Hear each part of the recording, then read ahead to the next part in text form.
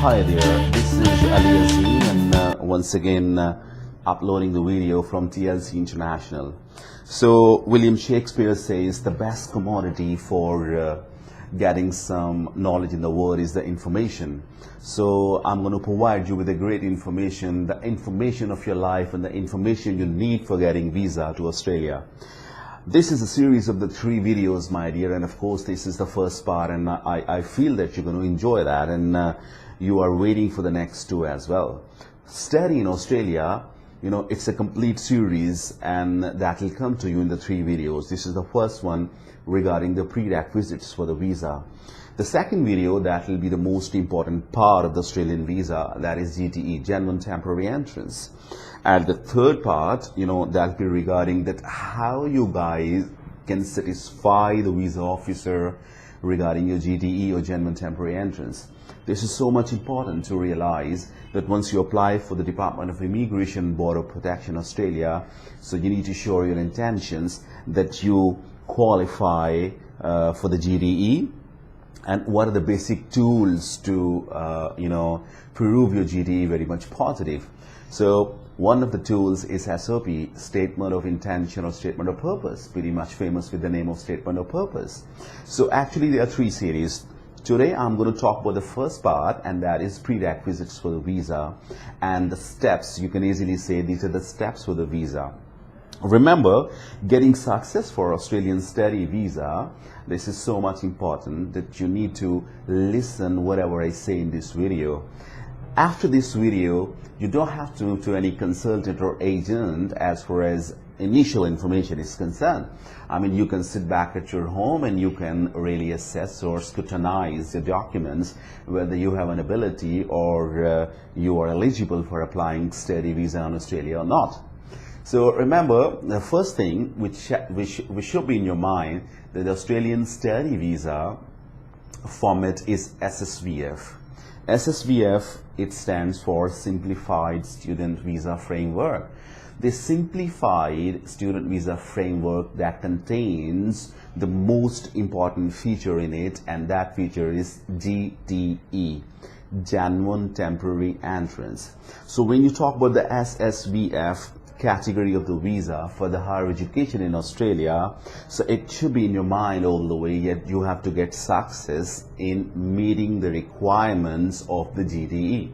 So how could you meet the requirement of GTE? This is an important stage or important questions. So you'll have to wait for my second video to just make sure whether you can meet the GTE process or not, because without meeting GTE process is going to be so much tough for you to get the Australian study visa. So if you want to study in Australia, so you have to keep the first priority in your mind that you need to go for the SSVF procedure. So let's talk about the SSVF procedure for the different parts of the world. So before I start the Pakistani level of education, I would like to say that you need to get success in the visa. First, you have to make an idea, and you really, I mean, it's a fantasy for you that you have to move Australia. So to give the fantasy or give the idea real shape, this is so much important that you realize your responsibility. Because as for Earl Nightingale says that success is a progressive realization of the worthy ideas. So first, you have to make an idea that you guys want to move Australia. And the second thing is that you have to fulfill all the requirements of the study visa, which are not so much tough for educated person, which are not so much really uphill sort of task for the student who has got a very good academics back in Pakistan and bit of English proficiency knowledge. So now come to the point, and let's talk about the steps. Actually, Australian Education Ministry or Australian government, you can say, they have divided the Australian educational visa grant in 3 categories. The first category is a level 1, and second one is level 2, and third one is level 3. So actually they have divided, or they have a dilution of the countries in 3 parts. So the people from Malaysia, China and other parts of the world, progressive parts of the world, they come in the level 1. And the people from India, people from Nepal, and of course these are level 2 countries. And when it comes on to Pakistan and Bangladesh or in Afghanistan, I mean, if you're applying from Afghanistan, so they come in the level 3. So level 3 country category, is it a bad category? So actually, the educational system or the visa quota, the visa quota of education system, that is categorized as per as the standard of the educational level of the countries. So obviously, the Indian standard of education is better than Pakistan in so many prospects, and of course we can have a debate on that later on. So Chinese education and Malaysian education, you can imagine they are far ahead of us, and of course they have got a proper systematic vision in their government sector who make the education policies. But unfortunately in Pakistan we don't have the strongest policies in education system that push it back into the level 3 countries. So what is the difference in level 1, 2 and 3? This is really an important question. So when you talk about level 1 and level 2, the immigration or the Department of Immigration, they have a very soft corner, I would like to say. The soft corner in terms of the financials, the soft corner in terms of GDE assessments by education provider and by embassy itself. So when it comes on India or Malaysia or China, I mean they easily get their admissions in any education provider in Australia without any hindrance, without any struggle. And on the second stage of the finances, they don't face any sort of problems, or it's not a antagonizing sort of situation for them, and of course they easily qualify for the GDE. So when you talk about Pakistan, unfortunately we are falling in the level 3, and of course once we are falling in the level 3, we need to realize that we have to prove, or we have to give evidence about the things that we really qualify for the GDE, and we do have this capacity, we do have this this sort of evidence that we meet the requirements of the finance to study in Australia. So actually, when you talk about the level 3 country like Pakistan and Bangladesh and Afghanistan, you should keep a fact in your mind that we have the toughest sort of steps, but toughest sort of steps for the fragile level students, the average or mediocre type of students. But if you're having a great academic background, if you're having a great financial background, there is nothing hard. You can consider yourself as if you belong to level 1 or level 2 country.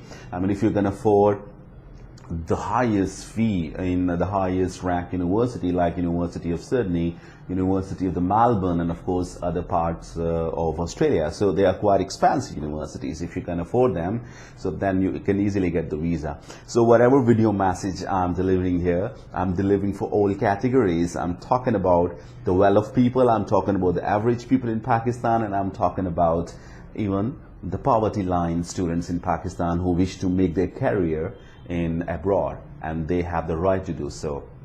Another thing which is important to keep in your mind is that level 3 countries quota is always less than level 1 and 2. Level 1 and 2, they have the more visa quotas as far as visa grant is concerned as compared to level 3.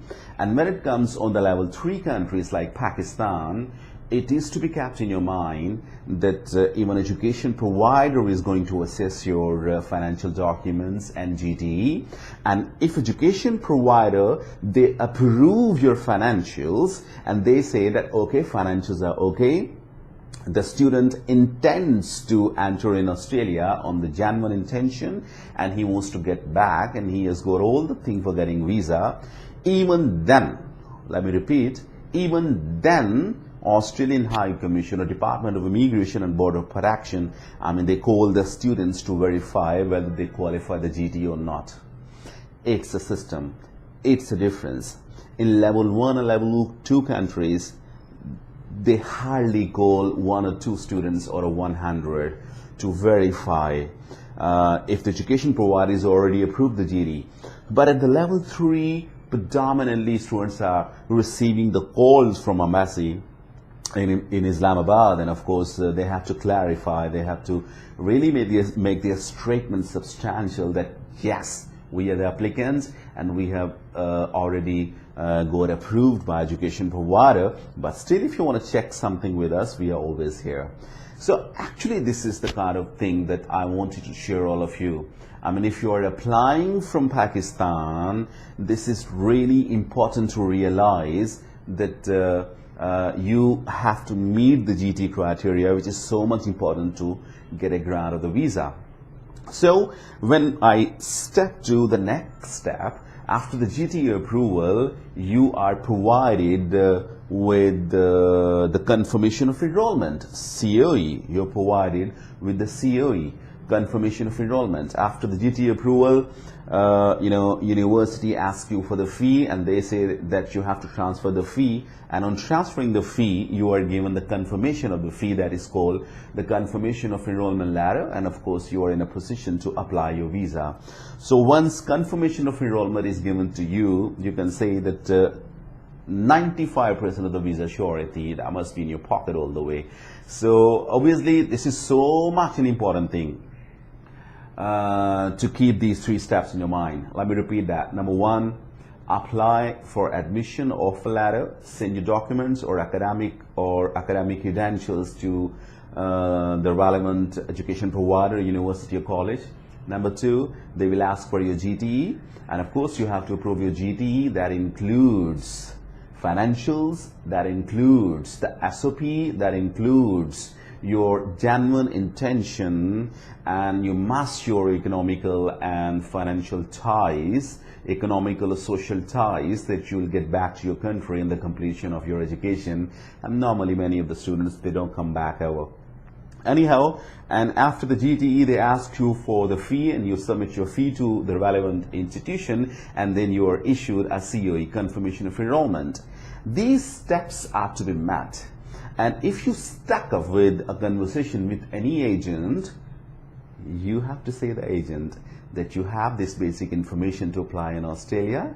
So let's talk about the next step, like how to make my application substantial or concrete for getting the visa.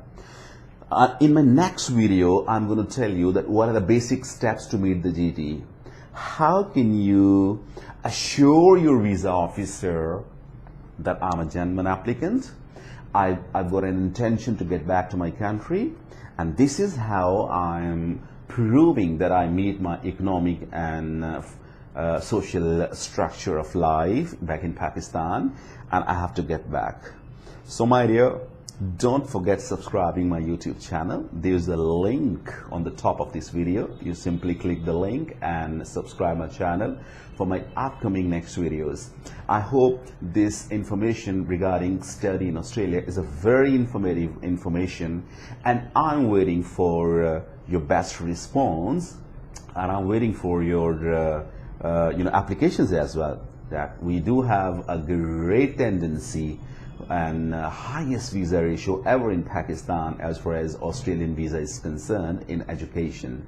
So I'm waiting for your response, and I'm waiting for your calls, I'm waiting for your mails, and you guys can have a free assessment about your study visa in Australia, and you can send me a mail. I'll be assessing your documents, and I'll tell you whether you can get Australian visa or not, of course. Thank you very much for watching, and wait for my next video, which is so much important, that how you guys can meet the GT criteria and how you guys have to provide with essential documents for getting Australian visa.